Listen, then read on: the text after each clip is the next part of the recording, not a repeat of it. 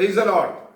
യെശയ്യാപ്രവചനം 38 അധ്യായത്തിൽ ഹിസ്കിയാവിന്റെ ജീവിതത്തിൽ ദൈവം ചെയ്ത വലിയൊരു അത്ഭുതത്തെ കുറിച്ച് വായിക്കുന്നു. ഹിസ്കിയാവിന് മരണകരമായ രോഗം സംഭവിച്ച് താൻ മരണത്താൽ ഭൂമിയിൽ നിന്ന് മാറ്റപ്പെട്ടു പോകുന്നുവെന്ന് തന്റെ ദാസനായ പ്രവാചകനായ യെശയ്യാവിനെ ദൂത് പറഞ്ഞു വിട്ട് മടങ്ങി യെശയ്യാവ് പോകുമ്പോൾ തന്നെ ഹിസ്കിയാവ് മുഖം ചുവരിന് നേരെ തിരിച്ച് അനുദമിച്ച് നിലവിളിച്ച് ദൈവത്തോട് പ്രാർത്ഥിച്ചപ്പോൾ ആ പ്രാർത്ഥന കേട്ട ദൈവം ചെയ്ത ഒരു അത്ഭുതത്തെ കുറിച്ചാണ് 6-ാമത്തെ വാക്യം വായിക്കുന്നത്. ഞാൻ നിന്റെ ആയുസ്സിനോട് 15 സംവത്സരം കൂട്ടും. ഞാൻ നിന്നെയും ഈ നഗരത്തെയും അശ്ശൂർ രാജാവിന്റെ കയ്യിൽ നിന്നും വിടുവിക്കുന്ന ദൈവമാണ്. ആയുസ്സിനെ ഞാൻ ദീർഘമാക്കി നിന്റെ ശത്രുക്കളുടെ കയ്യിൽ നിന്നും ഞാൻ നിന്നെ വിടുവിക്കുന്ന ദൈവമാണ്. നമ്മുടെ ആയുസ്സിന് വേണ്ടി വടംവലിക്കുന്നതായ ഒരു കൂട്ടം ആളുകൾ നമ്മുടെ ആയുസ്സിനെ ഇല്ലാതാക്കുമെന്ന് പറയുന്നതായ ചിലരുടെ വാക്കുകൾ, പിശാച് നമ്മുടെ അരികിൽ നിന്നുകൊണ്ട് പറയുക, ഞാൻ നിന്റെ ആയുസ്സിനെ എന്ത് ചെയ്യും, ഇല്ലാതാക്കി കളയുമെന്ന് പറയുക. പക്ഷേ ആ വാചകത്തിന്റെ മുൻപിൽ, ആ വെല്ലുവിളിയുടെ മുമ്പിൽ നാം ഒന്ന് പ്രാർത്ഥിക്കാൻ മനസ്സുണ്ടാകണം. ഹിസ്കിയാവിന് മരണം സംഭവിക്കുമെന്ന് കേട്ട സമയത്ത് തന്നെ ഹിസ്കിയാവ് ദൈവത്തോട് നിലവിളിച്ച് പ്രാർത്ഥിക്കാൻ തുടങ്ങി. ആ പ്രാർത്ഥനയിൽ ദൈവം പ്രസാദിക്കുക. അവിടെ വായിച്ചത് ഇങ്ങനെയാണ്, ഞാൻ നിന്റെ പ്രാർത്ഥന കേട്ടു. അപ്പൊ നമ്മുടെ പ്രാർത്ഥന കേൾക്കുന്ന ദൈവമാണ്. നമ്മുടെ ആവശ്യങ്ങൾ അറിയുന്ന ദൈവമാണ്. ആ ദൈവം ഹിസ്കിയാവിനോട് പറയാം, ഞാൻ നിന്റെ ആയുസ്സിനെ ദീർഘമാക്കി നൽകുക 15 സംവത്സരം.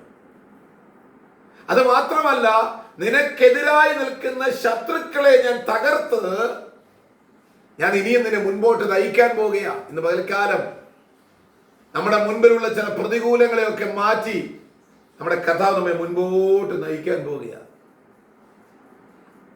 കാൽവരി ക്രൂശിൽ പിശാചിന്റെ തലയെ തകർത്ത കർത്താവ് ഇന്ന് പകൽക്കാലം ജയാളിയായി നമ്മുടെ കൂടെയുള്ളപ്പോൾ ഓർത്തുകൊള്ളുക, നമ്മുടെ മുൻപിൽ നിന്ന് വെല്ലുവിളിക്കുന്ന ചില ശത്രുക്കളെ ഇല്ലാതാക്കി നമ്മുടെ ആയുസ്സിനെയും നമ്മുടെ ആരോഗ്യത്തെയും നമ്മുടെ ജീവിതത്തെയും മുൻപോട്ട് നയിക്കത്തക്ക നിലയിൽ നമ്മെ അവൻ പ്രാപ്തനാക്കാൻ ശ്രമിക്കുമ്പോൾ, ദൈവമൈതലേ, നീ തളരുന്നതെന്തിന്, നീ കരയുന്നതെന്തിന്? ദൈവത്തിൽ പ്രത്യാശ വയ്ക്ക്. നഷ്ടപ്പെട്ടതിനെ തിരിച്ചു നൽകുന്നവനായ ഒരു ദൈവം, നമ്മുടെ കരച്ചിലിന്റെ മുമ്പിൽ മറികടന്നു പോകാത്തവനായ ദൈവം. കുരുടനായ മധ്യമായി നിലവിളിച്ചു, ദാവീദ് പുത്ര, എന്നോട് കരുണ തോന്നണമേ എന്നാ നിലവിളിച്ചത്.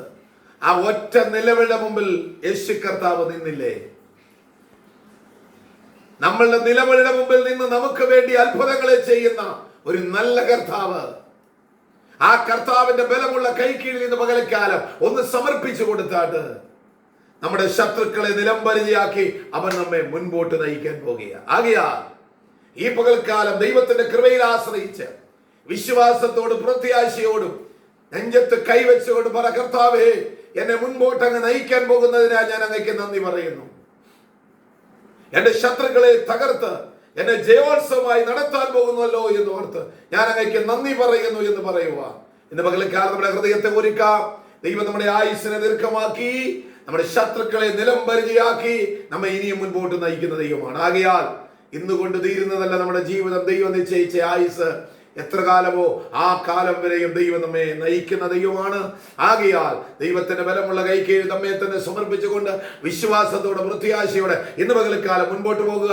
ദൈവം നയിക്കും. പ്രതികൂലങ്ങൾ മാറും, വിഷമം മാറും, കണ്ണുനീര് മാറും, വേദന മാറും, ഇല്ലായ്മ മാറും. എല്ലാ അവസ്ഥയ്ക്കും ദൈവം മാറ്റം നൽകും. പ്രത്യാശയോടെ ഈ കർത്താവിന്റെ കരങ്ങളിൽ നമ്മെ തന്നെ സമർപ്പിച്ച് പ്രാർത്ഥനയുള്ളൊരു നല്ല ജീവിതം നയിപ്പാൻ ഇന്നത്തെ പകൽക്കാലം തീരുമാനമെടുക്കുക. ഈ വചനങ്ങളാൽ ദൈവം നിങ്ങളെ ഓരോരുത്തരെയും അനുഗ്രഹിക്കുമാറാകട്ടെ. ആമേൻ.